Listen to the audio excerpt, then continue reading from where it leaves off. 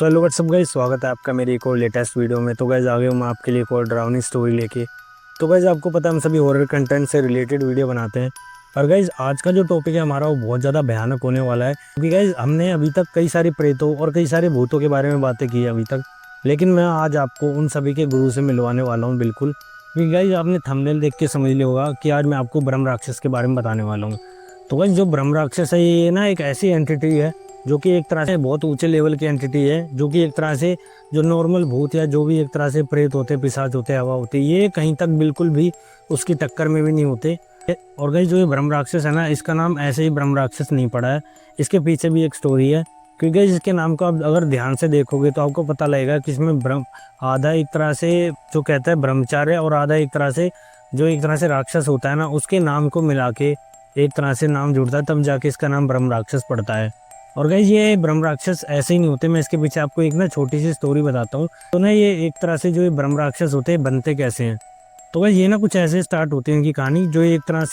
से बहुत ज़्यादा साधक होते हैं, जो एक तरह से बहुत ज़्यादा साधनाएं करते हैं काली विद्याओं की या एक तरह से प्रेतों की, और जो गाइस एक तरह से बहुत ज़्यादा ही भगवानों को पूजते हैं, जो कि गाइस एक तरह से ब्रह्मचार्य का भी पालन करते हैं। लेकिन गाइस कोई छोटी मोटी ऐसी गलतियां हो जाती हैं पूजा के बीच में या कुछ भी ऐसी विधि के बीच में जिसके कारण उन्हें अपने प्राण गंवाने पड़ जाते हैं, या मतलब कोई भी ऐसी छोटी मोटी गलती होती है जिसके कारण उनकी मौत हो जाती है। यहाँ से जो वो शक्ति होती है ना, जो वो एंटिटी होती है उस इंसान की, जो कि एक साधक होता है, वो गाइस एक तरह से बहुत ऊंचे दौरे की हो जाती है। जो उसकी एक शक्ति होती है ना, वो गाइस एक तरह से नॉर्मल इंसान से कम 10-20 गुना ज़्यादा होती है। और गाइस कहीं तक ये भी कहना है लोगों का कि अगर ब्रह्म राक्षस किसी के पीछे पड़ जाता है ना, तो वो उसकी जान लेके ही मानता है। तो भाई जो ये आज की स्टोरी है, मैंने इसीलिए सोचा कि ब्रह्म राक्षस के बारे में आपको मैं बताता हूँ।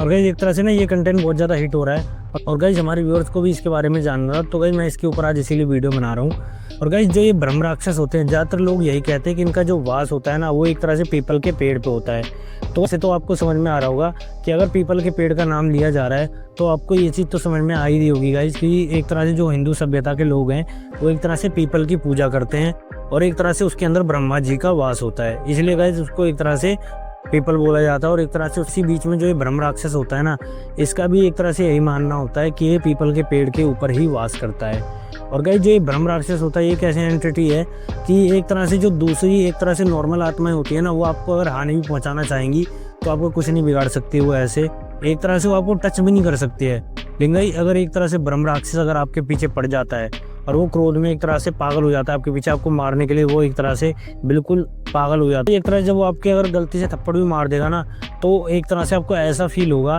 कि एक तरह से किसी पहलवान ने आपको मार दिया, और बिल्कुल आपको ऐसा फील होगा कि कोई इंसान आपको सच में मार रहा है। लेकिन गाइस कहने को तो ये एक हवा है, कहने को तो एक तरह से ये भी एक प्रेत है, लेकिन गाइस जो एक तरह से राक्षस और एक तरह से जो ब्रह्मचार्य के मिलने से जो ये ब्रह्म राक्षस बनता है, ये गाइस बहुत ज़्यादा भयानक होता है। और गाइस इसके पीछे भी एक कई सारी स्टोरीज हैं, लेकिन गाइस मैं आपको एक तरह से छोटा सा टॉपिक बताता हूँ इसी के बीच में। क्योंकि गाइस मेरे पास भी एक ऐसा केस आया था, क्योंकि मैंने देखा था उसके बारे में। लेकिन गाइस उस केस में हुआ क्या था, एक ना ऐसा आदमी होता है एक तरह से जो रात के समय पीपल के पेड़ की तरफ से आ रहा होता है। लेकिन गाइस होता क्या है, वो रात के समय वहाँ से आ तो रहा होता है, लेकिन इसी बीच में गाइस क्या होता है, रात में ना एकदम से उससे कुछ गलती हो जाती है, उससे पीपल के पेड़ पे टॉयलेट कर देता है। अब गाइस होता है उसी दौरान, लेकिन कुछ समय के लिए तो वो ठीक रहता है, लेकिन गाइस कुछ समय के बाद ही वो क्या होता है कि जो इंसान होता है एक तरह से पता नहीं क्यों ऐसा लग रहा था उसको कोई मार रहा है बहुत बुरी तरीके से, उसने जो फील किया, वो भागते भागते गाइस अपने घर तक आता है। लेकिन गाइस वो किसी को ये चीज़ बता नहीं पाता कि उसे वो कौन सी चीज़ है जो उसे मारती हुई पेड़ तक उसके घर तक लाई है, और जो एक तरह से उसका पीछा नहीं छोड़ रही है। जो ब्रह्म राक्षस उस इंसान के पीछे पड़ा था, वो एक तरह से चिल्ला के उससे यही कह रहा था, तूने बहुत बड़ी गलती कर दी, अब मैं तुझे जान से मारूंगा और तुझे कोई नहीं बचा सकता। और गाइस इसी बीच में वो इंसान क्या करता है कि ना हनुमान चालीसा का पाठ करने लग जाता है कि एक तरह से मेरे पीछे कोई आत्मा पड़ गई है, ये मुझे मार के ही मानेगी। तो वो एक तरह से ये सोचता है कि मैं एक तरह से हनुमान चालीसा गाता हूँ और मैं बच सकता हूँ। होता क्या है हकीकत में, जब वो एक तरह से अपनी हनुमान चालीसा गा रहा होता है, इतने में ही जो ब्रह्म राक्षस होता है गाइस, वो उससे अच्छी और एक तरह से उससे अच्छे शब्दों में ये चीज़ गा रहा होता है। अब गाइस ये चीज़ देख के तो वो भी एक तरह से इंसान भी बहुत ज़्यादा हैरान हो जाता है कि ये कैसा एक तरह से प्रेत है जो खुद एक तरह से हनुमान चालीसा मेरे आगे बहुत अच्छे तरीके से गा रहा है,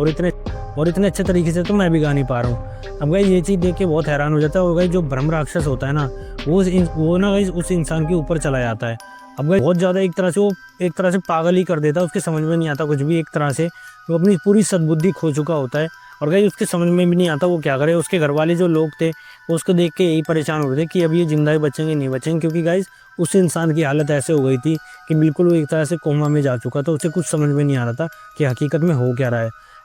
लेकिन गाइस कुछ समय बाद उनकी फैमिली को एक तरह से एक साधक मिला जिन्होंने उस चीज़ का उपाय बताया उन्हें कि अगर इस इंसान के ऊपर सच में अगर कोई एक तरह से ब्रह्म राक्षस है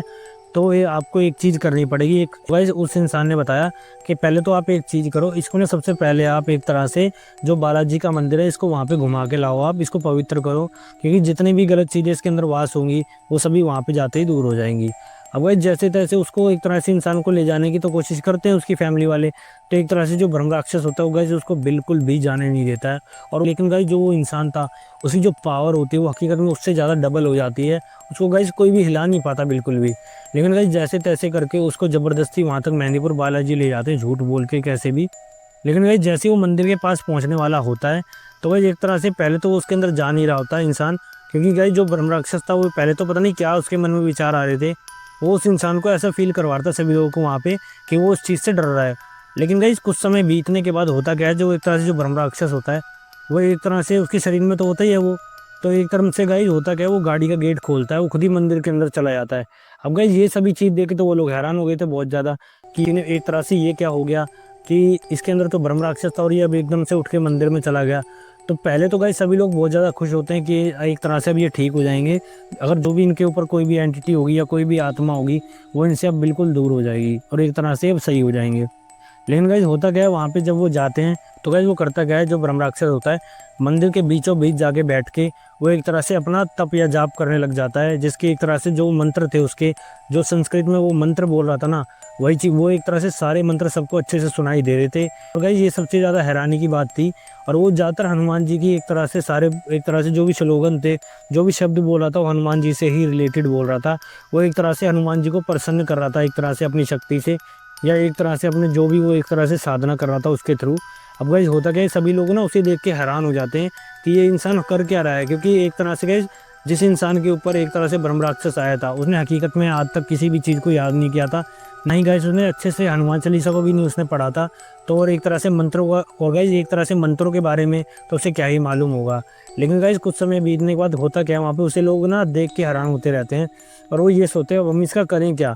लेकिन देखते देखते कुछ घंटे बीतते हैं वहाँ पे, वो जो एक तरह से ब्रह्म राक्षस होता है वो अपनी जगह से हिलता नहीं है, वो अपनी साधना में गाइस एक तरह से ऐसे डूब गया था कि एक तरह से जैसे वो हनुमान जी से बिल्कुल अपने आमने सामने बात कर रहा हो, और एक तरीके से जो कहते हैं ना भक्ति में बिल्कुल लीन हो जाना, खो जाना, वो चीज़ कर रहा था। ये चीज़ हो जाने के बाद क्या होता है, देखते देखते 3-4 घंटे बीते और देखते देखते रात बीत गई और गाइस अगला दिन भी बीत गया। और वो शब्दों का उच्चारण जो वो इंसान कर रहा था, जो एक तरह से वो ब्रह्म राक्षस कर रहा था, वो गाइस बिल्कुल भी ख़त्म नहीं हो रहा था, रुक नहीं रहा था वो, और ये चीज़ बिल्कुल वहाँ पे कंटिन्यूसली चल रही थी और उसका गाइस उन्हें कोई भी सुझाव नहीं मिला बिल्कुल भी।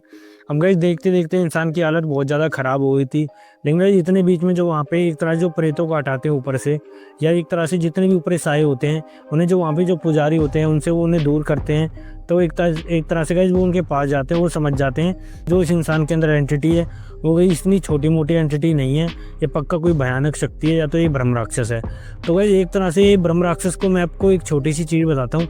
अगर कोई भी एक तरह से साधक है और वो अगर एक तरह से आपके शरीर से किसी आत्मा को निकाल रहा है जो कि नेगेटिव है, तो गाइस वो किसी नॉर्मल आत्मा का तो बड़ी आसानी से निकाल लेगा, उसको काबू में भी कर लेगा और यहाँ तक कि उसको गुलाम भी बना लेगा। लेकिन उसी भी अगर उस आत्मा की जगह और हकीकत में ब्रह्म राक्षस होता है ना, तो जो वो साधक होता है ना वो भी उसका कुछ भी नहीं बिगाड़ सकता गाइज, क्योंकि जो साधना के वक्त वो एक तरह से साधक मंत्र बोलेगा वो उससे ज़्यादा अच्छे से तो गाइज वो एक तरह से ब्रह्म राक्षस मंत्र बोलेगा उसके आगे, और उसकी जो विद्या होगी वो उसी में पलट कर देगा उल्टी, जिससे एक तरह से उसे कोई गाइज उसका कुछ बिगाड़ ही नहीं सकता है बिल्कुल भी।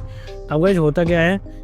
अब गाइज कई लोगों ने ये चीज़ बताई भी है कि एक तरह से अगर आपको एक तरह से किसी ब्रह्म राक्षस को अगर किसी के शरीर से हटाना पड़ता है तो आप ना उसके लिए खाली ओनली रिक्वेस्ट ही कर सकते हो, आप उसके आगे सिर्फ हाथ जोड़ सकते हो कि हमसे गलती हो गई गुरुजी और इसे आप माफ़ करें, ये आगे से ऐसी कोई गलती नहीं करेगा।